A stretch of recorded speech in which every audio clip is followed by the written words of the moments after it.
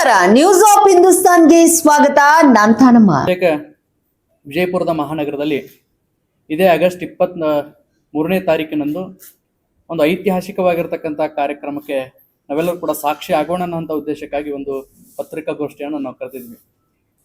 ರಾಯಣ್ಣ ಉತ್ಸವ ಸಮಿತಿ, ಸಂಗೊಳ್ಳಿ ರಾಯಣ್ಣ ಉತ್ಸವ ಸಮಿತಿ ವಿಶೇಷವಾಗಿ ಒಂದು ಯುವಕರ ತಂಡವನ್ನು ಕಟ್ಟಿಕೊಂಡು ಬಹುತೇಕ ಎಲ್ಲ ತಾಲೂಕುಗಳಿಗೂ ಎಲ್ಲ ಜಿಲ್ಲೆಗಳಿಗೂ ಒಂದು ಭೇಟಿಯನ್ನು ಕೊಟ್ಟು ಎಲ್ಲ ಯುವಕರುಗಳನ್ನು ಸಂಘಟನೆ ಮಾಡಿಕೊಂಡು ಒಂದು ವಿಶೇಷವಾಗಿರತಕ್ಕಂಥ ನಾಡಿನಲ್ಲೇ ಆ ರಾಯಣ್ಣ ಅಂದಾಕ್ಷಣ ಎಲ್ಲರ ಯುವಕರ ಮೈ ಮನವು ಕೂಡ ರೋಮಾಂಚನ ಆಗುವಂಥ ಒಂದು ದಿವ್ಯ ಶಕ್ತಿ ಇರತಕ್ಕಂಥ ಪುಣ್ಯಾತ್ಮ. ನಾವೆಲ್ಲರೂ ಕೂಡ ಆತನ ಇತಿಹಾಸವನ್ನ ಪ್ರತಿಯೊಬ್ಬರು ಕೂಡ ಅರ್ಥಕೊಂಡಿರ್ತಕ್ಕಂಥವ್ರು. ಇವತ್ತಿನ ಯುವ ಪೀಳಿಗೆಗೆ ಅಂತ ಪುಣ್ಯಾತ್ಮನ ಇತಿಹಾಸ, ಅಂತ ಪುಣ್ಯಾತ್ಮನ ಯಶೋಗಾಥೆಯನ್ನ ಹೇಳುವಂಥದ್ದು ಬಹಳ ಅವಶ್ಯಕತೆ ಇರೋ ಕಾರಣಕ್ಕಾಗಿ ಆತನಲ್ಲಿರ್ತಕ್ಕಂಥ ದೇಶಪ್ರೇಮ, ಆತನಲ್ಲಿರ್ತಕ್ಕಂಥ ಒಂದು ಶೌರ್ಯ, ಆತನಲ್ಲಿರ್ತಕ್ಕಂಥ ಎಲ್ಲರನ್ನೂ ಪ್ರೀತಿಸುವಂತ ಮನೋಭಾವ ಎಲ್ಲ ಯುವಕರ ಮೇಲೆ ಕೂಡ ಬರಲಿ ಅನ್ನುವಂಥ ಉದ್ದೇಶಕ್ಕಾಗಿ ಒಂದು ವಿಶೇಷ ಕಾರ್ಯಕ್ರಮಕ್ಕೆ ನಾವೆಲ್ಲರೂ ಕೂಡ ಮುನ್ನೋಟ ಆಗ್ಲಿಕ್ಕತ್ತಿದ್ದೀವಿ. ಈ ಕಾರ್ಯಕ್ರಮದ ರೂಪುರೇಷೆಗಳು ಬಂದ್ಬಿಟ್ಟು ವಿಜಯಪುರದ ಐತಿಹಾಸಿಕ ದೇವಸ್ಥಾನ ಆಗಿರತಕ್ಕಂಥ ಸಿದ್ದೇಶ್ವರ ದೇವಸ್ಥಾನದಿಂದ ಆಗಸ್ಟ್ 23ನೇ ತಾರೀಕಿನಂದು ಬೆಳಗ್ಗೆ 10 ಗಂಟೆಗೆ ಒಂದು ವಿಜೃಂಭಣೆ ಆಗಿರತಕ್ಕಂಥ ಕ್ರಾಂತಿವೀರ ಸಂಗೊಳ್ಳಿ ರಾಯಣ್ಣನವರ 12 ಫೀಟ್ ಎತ್ತರದ ರಾಜಗಂಭೀರವಾಗಿ ನಿಂತಿರತಕ್ಕಂತಹ ಆ ಪುಣ್ಯಾತ್ಮನ ಮೂರ್ತಿ ಮೆರವಣಿಗೆ ಬಹಳ ವಿಜೃಂಭಣೆಯಿಂದ ಸಾವಿರಾರು ಯುವಕರ ಜೊತೆಗೆ ಆ ಸಿದ್ದೇಶ್ವರ ದೇವಸ್ಥಾನದ ಮೆರವಣಿಗೆ ಆರಂಭ ಆಗ್ತೈತಿ. ಅದ್ರ ವಿವರಣೆಯನ್ನ ಸಮಿತಿ ಅಧ್ಯಕ್ಷರು ಹೇಳ್ತಾರೆ.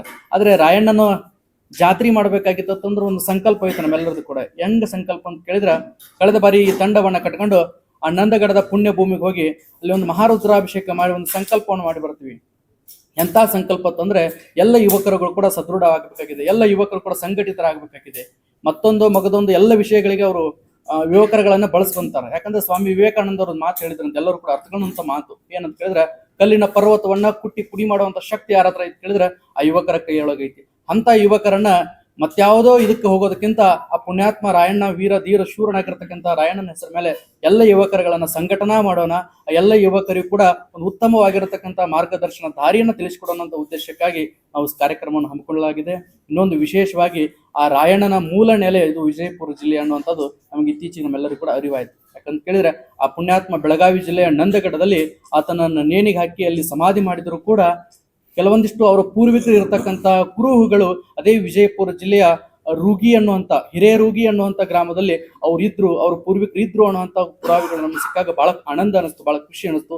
ನಮ್ಮ ಜಿಲ್ಲೆಯವನೇ ಆಗಿರತಕ್ಕಂಥವನ್ನೆಲ್ಲ ರಾಯಣ್ಣ ಅನ್ನುವಂಥ ಭಾವ ಬಿಟ್ಟುಕೊಂಡು ಕೇವಲ ರಾಯಣ್ಣನ ಜಯಂತಿಯನ್ನು ಅಷ್ಟ ಮಾಡೋದು ಬೇಡ. ಯಾಕಂದ್ರೆ ಪ್ರತಿ ಹಳ್ಳಿಗಳಲ್ಲಿ ರಾಯಣ್ಣನ ಜಯಂತಿ ಮಾಡ್ತಾರ, ತಾಲೂಕುಗಳಲ್ಲಿ ಮಾಡ್ತಾರ, ಜಿಲ್ಲೆಗಳಲ್ಲಿ ಮಾಡ್ತಾರ. ಅಷ್ಟೇ ಅಲ್ಲದೆ ಸರ್ಕಾರ ಮಟ್ಟದಲ್ಲಿ ಕೂಡ ಆ ರಾಯಣ್ಣನ ಜಯಂತ್ಯೋತ್ಸವಗಳನ್ನ ಮಾಡ್ತಾರ.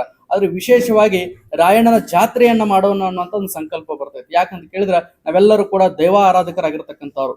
ಈ ಭವ್ಯ ಭಾರತ ದೇಶ ಏನಂತ ಕೇಳಿದ್ರೆ ದೇವರಗಳನ್ನ, ಆ ಪವಾಡ ಪುರುಷರಗಳನ್ನ ನಾವೆಲ್ಲರೂ ಕೂಡ ಆತ್ಮೀಯವಾಗಿ ಭಕ್ತಿ ಭಾವದಿಂದ ಕಾಣುವಂಥವ್ರು. ರಾಯಣ್ಣನ ಕ್ಷೇತ್ರಕ್ಕೆ ಹೋದಾಗ, ರಾಯಣ್ಣನ ಸಮಾಜ ಸ್ಥಳಕ್ಕೆ ಅಲ್ಲಿ ಹೋದಾಗ ಭಕ್ತಿ ಭಾವ ಅನ್ನುವಂಥದ್ದು ನಾವೆಲ್ಲರಿಗೂ ಕೂಡ ಎದ್ದು ಬರ್ತೈತಿ. ಯಾಕಂತ ಕೇಳಿದ್ರೆ ಅಲ್ಲೊಂದು ಏನೋ ಪಾಸಿಟಿವ್ ಎನರ್ಜಿ ಐತೆ ಅನ್ನುವಂಥ ಭಾವ ಎಲ್ಲ ಯುವಕರೊಳಗೆ ಕೂಡ ಅದ. ಬಹುತೇಕ ಅಲ್ಲೆಲ್ಲ ಜನ ತಾಯಂದ್ರೆ ತೊಟ್ಟಿಲಗಳನ್ನ ಕಟ್ಟಿರ್ತಾರೆ. ಯಾಕೆ ತೊಟ್ಟಿಲ ಕಟ್ಟಿರ್ತಾರೆ ಅಂದ್ರೆ ಆ ರಾಯಣ್ಣನ ಕ್ಷೇತ್ರಕ್ಕೆ ಹೋಗಿ ತೊಟ್ಟಿಲ ಕಟ್ಟಿ ಬಂದ್ರೆ ವರ್ಷ ತುಂಬೋದ್ರೊಳಗೆ ಅಂತ ವೀರ ಧೀರ ಮಕ್ಕಳು ನಮಗೆ ಹುಡ್ತಾವ ಅನ್ನೋಂಥ ಭಾವವನ್ನು ಭಕ್ತಿ ಭಾವದಿಂದ ಆ ರಾಯಣ್ಣ ಕಾಣ್ಲಿಕ್ಕತ್ತಿದಾರಲ್ಲ. ಹಾಗಾಗಿ ರಾಯಣ್ಣ ಕೇವಲ ಒಬ್ಬ ಸ್ವಾತಂತ್ರ್ಯ ಹೋರಾಟಗಾರ ಅಷ್ಟೇ ಅಲ್ಲ, ಕೇವಲ ಒಬ್ಬ ಮಹಾತ್ಮನಷ್ಟೇ ಅಲ್ಲ, ರಾಯಣ್ಣನೊಬ್ಬ ದೈವ ಭಕ್ತನದನ, ದೈವೀ ಸಂಭೂತನದನ ಅನ್ನುವಂಥ ಭಾವ ಜನರಲ್ಲಿ ಬರಲು ಅನ್ನುವಂಥ ಉದ್ದೇಶಕ್ಕಾಗಿ ಆ ರಾಯಣ್ಣನ ವಿಶೇಷವಾಗಿರತಕ್ಕಂಥ ಜಾತ್ರೆಯನ್ನ ನಾವು ಆಯೋಜನೆ ಮಾಡಿದ್ವಿ. ಜಾತ್ರೆ ಇದೇ ಆಗಸ್ಟ್ 23ರಂದು ನಾವು ಹಮ್ಮಿಕೊಂಡಿದ್ದು. ಈ ಒಂದು ರಾಯಣ್ಣ ಜಾತ್ರೆಯ ಕುರಿತಾಗಿ ಮೆರವಣಿಗೆ ಹಾಗೂ ಅದರ ರೂಪರೇಷೆಗಳನ್ನ ನಮ್ಮ ಪೂಜ್ಯರು ಈಗಾಗಲೇ ತಮ್ಮೆಲ್ಲರ ಮುಂದೆ ಅದನ್ನು ವಿವರಣೆ ಮಾಡಿದ್ದಾರೆ. ಈ ಒಂದು ಐತಿಹಾಸಿಕವಾದ ಒಂದು ಕಾರ್ಯಕ್ರಮಕ್ಕೆ ರಾಜ್ಯದ ವಿವಿಧ ಜಿಲ್ಲೆಗಳಿಂದ, ಮೂಲೆಗಳಿಂದ ಹಲವಾರು ರಾಜ್ಯ ನಾಯಕರು ಮತ್ತು ಎಲ್ಲ ಸಾರ್ವಜನಿಕರು ಬಂದು ಇದು ಒಂದು ಕಾರ್ಯಕ್ರಮದಲ್ಲಿ ಭಾಗವಹಿಸ್ತಾರೆ. ಇದೊಂದು ಪಕ್ಷಾತೀತವಾದ ಮತ್ತು ಜಾತ್ಯತೀತವಾದ ನಿಲುವನ್ನು ಹೊಂದಿದ, ದೇಶಭಕ್ತಿ ಮತ್ತು ನಾಡ ಭಕ್ತಿಯ ಮಿಡಿತವನ್ನು ಹೊಂದಿದ ಸಮಾನ ಮನಸ್ಸುಗಳು ಎಲ್ಲ ಸೇರಿ ಮಾಡಿದ ಕಾರ್ಯಕ್ರಮ ಇದಾಗಿದ್ದು, ಈ ಕಾರ್ಯಕ್ರಮಕ್ಕೆ ರಾಜ್ಯದ ಮಹಿಳಾ ಆಯೋಗದ ಅಧ್ಯಕ್ಷರಾದ ಡಾಕ್ಟರ್ ನಾಗಲಕ್ಷ್ಮಿ ಚೌಧರಿ ಅವರು ಬಂದು ಮಹಿಳಾ ಸಬಲೀಕರಣದ ಕುರಿತಾಗಿ ನಮ್ಮೆಲ್ಲ ಯುವಕರಿಗೆ ಒಂದು ಸಂದೇಶವನ್ನು ನೀಡಲಿದ್ದಾರೆ. ಅದರ ಜೊತೆಗೆ BMTC ಉಪಾಧ್ಯಕ್ಷರಾದ ಸಹೋದರ ನಿಕೇತರಾಜ್ ಮೌರ್ಯರವರು ಕೂಡ ಈ ಕಾರ್ಯಕ್ರಮಕ್ಕೆ ಆಗಮಿಸಿ ಅವರು ಕೂಡ ಸಂಗೊಳ್ಳಿ ರಾಯಣ್ಣನ ಬಗ್ಗೆ ಮತ್ತು ಸಮಾಜ ಸಂಘಟನೆ ವಿಷಯವಾಗಿ ಮಾತನಾಡಲಿದ್ದಾರೆ. ಅದರ ಜೊತೆಗೆ ಹಾಸನ ವಿಶ್ವವಿದ್ಯಾಲಯದ ಸಿಂಡಿಕೇಟ್ ಸದಸ್ಯರಾದ ಆನೇಕಲ್ ದೊಡ್ಡಯ್ಯರವರು ಬಂದು ಅಹಿಂದ ಸಂಘಟನೆ ಮತ್ತು ರಾಜಕೀಯ ಸವಾಲುಗಳ ಕುರಿತಾಗಿ ಅವರು ಕೂಡ ಮಾತನಾಡಲಿದ್ದಾರೆ. ಅದರ ಜೊತೆಗೆ ಧಾರವಾಡ MP ಅಭ್ಯರ್ಥಿಯಾದಂತ ವಿನೋದ್ ಅಸೂಟಿಯರ್ ಅವರು ಕೂಡ ಈ ಕಾರ್ಯಕ್ರಮದಲ್ಲಿ ಭಾಗವಹಿಸಿರು. ಯುವಕರನ್ನು ಉದ್ದೇಶಿಸಿ ಅವರು ಕೂಡ ಮಾತನಾಡಲಿದ್ದಾರೆ. ಅದರ ಜೊತೆಗೆ ಕರ್ನಾಟಕ ರಾಜ್ಯ ಪ್ರಾಥಮಿಕ ಶಾಲಾ ಶಿಕ್ಷಕರ ಸಂಘದ ರಾಜ್ಯಾಧ್ಯಕ್ಷರಾದ ಸಹೋದರ ಚಂದ್ರಶೇಖರ್ ನುಗ್ಲಿ ಅವರು ಕೂಡ ಈ ಕಾರ್ಯಕ್ರಮದಲ್ಲಿ ಭಾಗವಹಿಸಿ ಸಮುದಾಯದಲ್ಲಿ ಶಿಕ್ಷಣ ಪಾತ್ರ ಮತ್ತು ಇತರೆ ವಿಷಯಗಳ ಕುರಿತು ಅವರು ಕೂಡ ಚರ್ಚಿಸಲಿದ್ದಾರೆ. ಅದರ ಜೊತೆಗೆ ವಿಜಯನಗರ ಜಿಲ್ಲೆಯಿಂದ ರಶ್ಮಿ ರಾಜಶೇಖರ್ ಹಿಟ್ನಾಳ್ ಅವರು ಭಾಗವಹಿಸಿ ಮಹಿಳೆ ಮತ್ತು ರಾಜಕಾರಣ ವಿಷಯವಾಗಿ ಅವರು ಕೂಡ ಮಾತನಾಡಲಿದ್ದಾರೆ.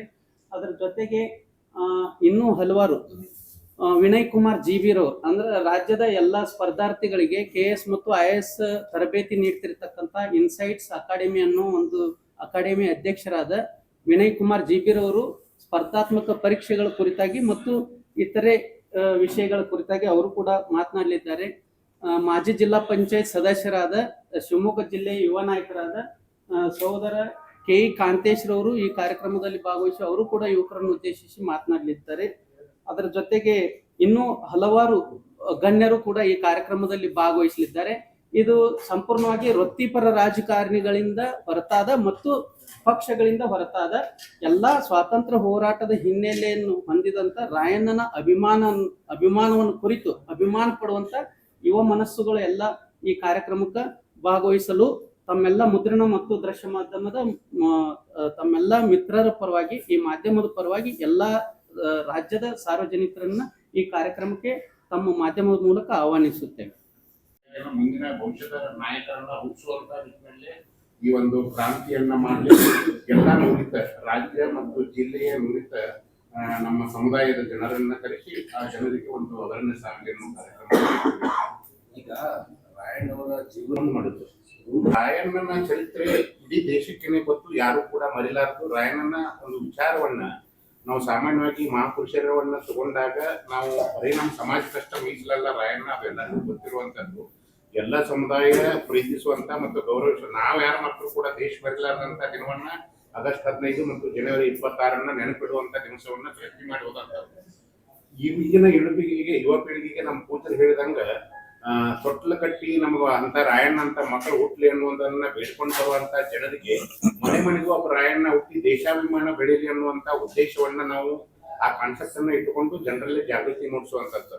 ಬಹಳಷ್ಟು ಜನರು ಇವತ್ತು ಜಾತ್ಯತೀತವಾಗಿ ಪಕ್ಷಾತೀತವಾಗಿ ಈ ಕಾರ್ಯಕ್ರಮವನ್ನು ನಾವು ಎಲ್ಲೂ ಕೂಡ ಯಾರನ್ನೂ ಆಹ್ವಾನ ಮಾಡ್ಲಿಕ್ಕೆ ಹೊಂಟಿಲ್ಲ. ಈ ಪತ್ರಿಕಾ ಮುಖಾಂತರ ಅಷ್ಟೇ ಪತ್ರಿಕಾಗೋಷ್ಠಿ ಮುಖಾಂತರ ಆಹ್ವಾನ ಮಾಡ್ತಾ ಇದ್ದೀವಿ. ಜನರ ನಿರೀಕ್ಷೆ ಮೀರಿ ಇಲ್ಲಿ ಸೇರುವಂತದ್ದನ್ನ ಇದು ವಿಜಯಪುರದಿಂದ ಆರಂಭ ಆಗ್ತೈತೆ. ಬೇರೆ ಬೇರೆ ಕಡೆ ಎಲ್ಲ ಇತರ ರಾಜ್ಯಗಳಿಗೂ ಕೂಡ ಇದು ಸಂದೇಶ ಮುಟ್ಟಿದೆ. ಈಗೆಲ್ಲರೂ ಕೂಡ ಬಹಳಷ್ಟು ಮಂದಿ ನಾನಿ ಅನ್ನುವಂತ ಬರ್ತೀವಂತಂದ್ರೂ ಕೂಡ ಯಾವುದೇ ರಾಜಕೀಯ ವೇದಿಕೆ ಆಗಬಾರ್ದು ಅನ್ನುವಂತ ಕಾನ್ಸೆಪ್ಟ್ ಒಳಗೆ ಇದೊಂದು ಅವೇರ್ನೆಸ್ ಮಾಡ್ಲಿಕ್ಕೆ ಹೊಂಟಿದ್ದೀವಿ. ಸರ್, ನೀವು ಹೇಳುದು ಸತ್ಯ ಸುಳ್ಳ ನಾವು ಅದ್ರ ಬಗ್ಗೆ ಮಾತಾಡ್ಲಿಕ್ಕೆ ಹೋಗುದಿಲ್ಲ ಸರ್. ಅದು ನಾವು ಕೂಡ ಇದರೊಳಗೆ ನೋಡಿದೀವಿ. ಆದ್ರೆ ಇಲ್ಲಿ ಯಾವುದೇ ಪಕ್ಷದ ಪರವಾಗಿ ಮಾತಾಡ್ಲಿಕ್ಕೆ ಅವಕಾಶ ಇಲ್ಲ ಸರ್. ಮುಂಚೆನ ಅವ್ರಿಗೆ ಹೇಳಿದೀವಿ ಸರ್. ಯಾರು ಕೂಡ ಅವರು ಈಗ ಚುನಾಯಿತ ಪ್ರತಿನಿಧಿ ಕಾಂತೇಶ್ ಅವರು ಇರ್ಬೋದು, ಎಲ್ಲಾ ಪಕ್ಷದವರು ಅವರವ್ರ ಪಕ್ಷದೊಳಗೆ ಗುರುತಿಸಿಕೊಂಡಿರ್ಬೇಕು ಸರ್. ಈ ವೇದಿಕೆ ಕೇವಲ ಸಮಾಜದಲ್ಲಿ ಯುವ ಪೀಳಿಗೆಯ ಶಕ್ತಿಯನ್ನ ಅಭಿವೃದ್ಧಿ ಮಾಡ್ಲಿಕ್ಕೆ, ಶಿಕ್ಷಣ, ಸಾಮಾಜಿಕ ಮತ್ತು ಧಾರ್ಮಿಕ ವಿಚಾರಗಳನ್ನ ಬಿತ್ತಲಿಕ್ಕೆ ಮಾತ್ರ ಇದು ವೇದಿಕೆ ಆಗ್ತಿದೆ ಸರ್. ಯಾವುದೇ ರಾಜಕೀಯ ವಿಷಯವನ್ನ ಎಲ್ಲೂ ಕೂಡ ಚರ್ಚೆ ಮಾಡ್ಲಿಕ್ಕೆ ಅವಕಾಶ ಇಲ್ಲ ಸರ್. ಈ ವೇದಿಕೆ ಬಹಳ ಸ್ಪಷ್ಟ ಇದೆ ಸರ್. ಅಂದ್ರ ಒಂದೊಂದು ಕ್ಷೇತ್ರದಾಗ ಒಂದೊಂದು ಗಣನೀಯವಾಗಿ ಸಾಧನೆ ಮಾಡಿದಂತವ್ರು ಸರ್ ಇವರು. ನಾವು ಬಹಳಷ್ಟು ರಾಜಕಾರಣಿಗಳು ಇವತ್ತು ನಮ್ಮ ಪ್ರಶ್ನಾತೀತ ನಾಯಕ ಸಿದ್ದರಾಮಯ್ಯ ಅವರನ್ನ ಕರಿಬಹುದಾಗಿತ್ತು ಸರ್ ಈ ಕಾರ್ಯಕ್ರಮಕ್ಕೆ. ಅವ್ರನ್ನೆಲ್ಲ ರಾಜಕಾರಣಿಗಳನ್ನ ಪ್ರಸ್ತುತ ಇರುವಂತ ಒಂದು ವ್ಯವಸ್ಥೆಯೊಳಗೆ ಇದ್ದವ್ರನ್ನ ಯಾಕೆ ಬಿಟ್ಟಿದೀವಿ ಅಂದ್ರೆ ಸರ್, ಅವರಿಗೆ ಬಹಳ ನಾವು ಹೇಳಿದಂತ ವಿಷಯನ ಅದೇ ಸರ್. ನಮ್ಮ ಪೂಜರೆಲ್ಲರೂ ಕೂಡಿ ನಮ್ಮ ಉತ್ಸವ ಸಮಿತಿ ಅಧ್ಯಕ್ಷರು ಮತ್ತು ಪದಾಧಿಕಾರಿಗಳು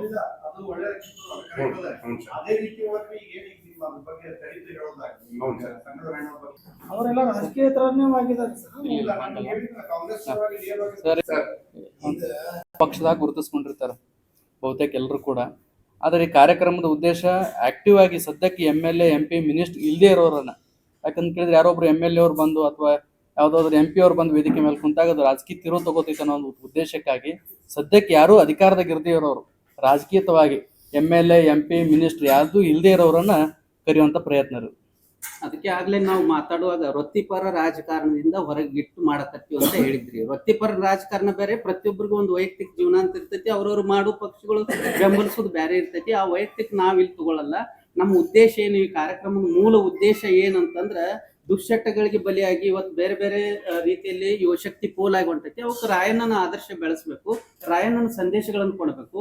ಅಪ್ರತಿಮ ಒಂದು ದೇಶಭಕ್ತಿ ಆಗಿರ್ಬೋದು, ಶೌರ್ಯ ಆಗಿರ್ಬೋದು, ಅವನ ತ್ಯಾಗ ಆಗಿರ್ಬೋದು, ಸ್ವಾಮಿನಿಷ್ಠೆ ಆಗಿರ್ಬೋದು, ಆ ನಾಡಿನ ಕುರಿತಾದ ಅವನ ಭಕ್ತಿ ಆಗಿರ್ಬೋದು, ಇಂಥವೆಲ್ಲ ಯುವಕರಲ್ಲಿ ಮೂಡಿಸ್ಬೇಕು ಅನ್ನೋ ಉದ್ದೇಶದಿಂದ ವಿವಿಧ ಬೇರೆ ಬೇರೆ ಜಿಲ್ಲೆಗಳಿಂದ ಬೇರೆ ಬೇರೆ ಸಂಪನ್ಮೂಲ ವ್ಯಕ್ತಿಗಳನ್ನು ಕರೆಸಿ ಆ ಯುವಶಕ್ತಿಯಲ್ಲಿ ಈ ಒಂದು ಮೂಲ ಆಶಯಗಳನ್ನು ಬೆಳೆಸುವ ನಿಟ್ಟಿನಲ್ಲಿ ಈ ಕಾರ್ಯಕ್ರಮ ಐತ್ರಿ. ಆಗ್ಲೇ ಸರ್ ಕೇಳ್ದಂಗ ಈ ಕಾರ್ಯಕ್ರಮವಾಗಿ ರಾಯಣ್ಣದ ಏನು ವಿಶೇಷವಾಗಿ ಇದು ಮಾಡ್ತಾರೆ ಅಂತ ಕೇಳಿದ್ರು.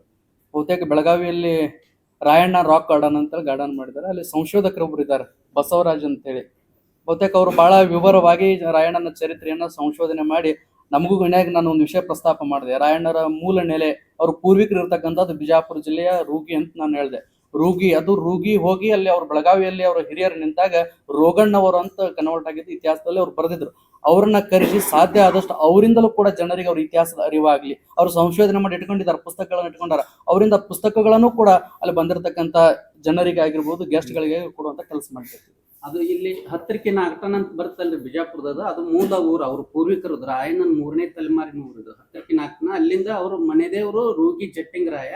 ಈ ಮನೆದೇವ್ರ ಊರೊಳಗೆ ಬಂದಿದ್ದು ಇಲ್ಲಿಂದ ಭೀಮಾ ನದಿ ದಾಟಿ ಮಹಾರಾಷ್ಟ್ರಕ್ಕೆ ಹೋಗ್ತಾರ. ಮಹಾರಾಷ್ಟ್ರದಿಂದ ಬೆಳಗಾವಿಗೆ ಬರ್ತಾರ. ಬೆಳಗಾವಿಯಿಂದ ಮಲಪ್ರಭಾ ನದಿ ದಂಡೆ ಸಂಗೊಳ್ಳಿ ಅನ್ನೋ ಊರ, ಅಲ್ಲಿ ಸಂಗಮೇಶ್ವರ ದೇವಸ್ಥಾನ, ಅಲ್ಲಿ ಬಂದು ನೆಲೆ ನಿಲ್ತಾರ. ಅಲ್ಲಿ ಬಂದಾಗ ಪ್ರತಿ ವರ್ಷ ಕಿತ್ತೂರು ಸಂಸ್ಥಾನದವರು ಆ ಸಂಕ್ರಮಣದ ಜಳಕ ಮಾಡಕ್ ಶ್ರಾವಣ ಮಾಸ ಪ್ಲಸ್ ಜನವರಿ ತಿಂಗಳಲ್ಲಿ ಸಂಕ್ರಮಣ ಜಳಕ ಮಾಡಕ್ ಆ ಸಂಗೊಳ್ಳಿಗೆ ಬರ್ತಿರ್ತಾರೆ, ಸಂಗಮದ ಆ ಮಲಪ್ರಭಾ ನದಿ ದಂಡೆಗೆ. ಅವಾಗ ಈ ಕುಸ್ತಿ ಏರ್ಪಟ್ಟಾಗ ಮಾತ್ರ ಈ ರಾಯಣ್ಣ ಒಬ್ಬ ಕುಸ್ತಿ ಪಟುವಾಗಿದ್ದ. ಅವನು ಕುಸ್ತಿ ಗೆದ್ದ ಮೇಲೆ ಅವನಿಗೆ ಬಹುಮಾನ ಕೊಡಕ್ ಹೋಗಿ ಈ ಚೆನ್ನಮ್ಮ ಮತ್ತು ಕಿತ್ತೂರು ಸಂಸ್ಥಾನಕ್ಕೆ ಸಂಪರ್ಕ ಬೆಳಿತೈತಿ ಅವ್ರಿಗೆ. ಅವಾಗ ಅವ್ರನ್ನು ಸಿಪಾಯಿಗೆ ಸ್ವೀಕಾರ ಮಾಡ್ತಾರೆ. ಗೌರವವಾಗಿ ಸ್ವೀಕಾರ ಮಾಡ್ತೀವಿ ಸರ್. ಈ ಉತ್ಸವ ಸಮಿತಿ ಉದ್ದೇಶನ ಇದು ಬರೀ ಆರಂಭ ಆಗಿ ಅವತ್ತ ಅಂತ್ಯ ಆಗೋದಿಲ್ಲ ಸರ್. ಆರಂಭ ಆಗಿ ಇದು ನಿರಂತರವಾಗಿ ಅಂತವರನ್ನ ಗುರುತಿಸುವಂತ ಕೆಲಸವನ್ನ ಮಾಡಿ ನಾವೆಲ್ಲ ಉತ್ತೇಜನ ಕೊಡ್ಲಿಕ್ಕೆ ಕರ್ನಾಟಕ ಕಾಲೇಜ್ ಹ್ಯಾಂಗ್ ಫೇಮಸ್ ಆಗಿದೆ ಈ ತರ ಯಾಕೆ ಆಗಿಲ್ಲ ಅಂತ ಏನ್ ಪ್ರಾಬ್ಲಮ್ ಅಂದ್ರೆ ನಮಗೆ ನಾವು ನೋಡಿವಿ ಸರ್.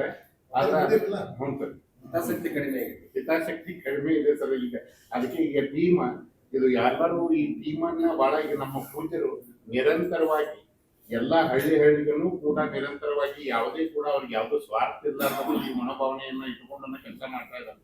ಇವತ್ತ 23ಕ್ಕೆ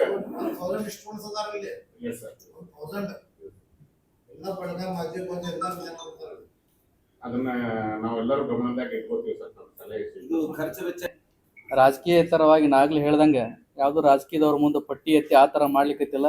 ತಮ್ಮ ಕೈಲಾದಂಥದ್ದು ಫಸ್ಟ್ ಸಮಿತಿಯವರೇ ನಾವು ಹಾಕೊಂಡಿದ್ವಿ. ಅದಕ್ಕೆ ಬಹಳ ಜನ ಸ್ವಯಂ ಪ್ರೇರಿತವಾಗಿ ಸ್ವಾಮೀಜಿಗಳು ಕೂಡ ಇದಕ್ಕೆ ಆರ್ಥಿಕ ನೆರವನ್ನು ಕೊಟ್ಟಿದ್ದಾರೆ. ಯಾಕಂದ್ರೆ ಅದು ಮಾಡುವಂತ ಉದ್ದೇಶ ಬಹಳ ಪ್ರಾಮಾಣಿಕ ಇದೆ ಅನ್ನುವಂಥದ್ದನ್ನ ಭಾವ ಅವ್ರ ಮನಸ್ಸೊಳಗೆ ಬಂದಾಗ ಪ್ರತಿಯೊಬ್ಬರು ಕೂಡ ನಾವು ರೊಕ್ಕ ಕೇಳಿಲ್ಲ ಯಾರಿಗೂ ಕೂಡ. ತನು ಮನ ಧನದ ಸಹಾಯ ಮಾಡೋದಿತ್ತಂದ್ರೆ ನಾವು ಹಳ್ಳಿ ಭಾಗಕ್ಕೆ ಹೋದಾಗ ಹೇಳ್ತಿದೀವಿ, ನೀವೇನಾದ್ರು ಧನ ಸಹಾಯ ಮಾಡುವಂತ ವಿಚಾರ ನಿಮ್ಮ ಹತ್ರ ಇತ್ತಂದ್ರೆ ನಿಮ್ಮ ಆಜು ಬಾಜು ಗಾಡಿಗಳನ್ನ ಮಾಡ್ಕೊಂಡು ಕಾರ್ಯಕ್ರಮಕ್ಕೆ ಬರ್ರಿ ಅಂತ ನಾವು ಕೇಳ್ಕೊಂಡಿದ್ವಿ. ಆದ್ರೂ ಕೂಡ ಬಹಳ ಜನ ನಾ ಸ್ಟೇಜಿನ ವ್ಯವಸ್ಥೆ ಮಾಡ್ಕೊಡ್ತೀನಿ, ನಾ ದಾಸೋಹದ ವ್ಯವಸ್ಥೆ ಮಾಡಿಕೊಡ್ತೀನಿ ಅಂತ ಸ್ವಯಂ ಪ್ರೇರಿತವಾಗಿ ಬಹಳ ಜನ ಮುಂದೆ ಬಂದಿದ್ದಾರೆ.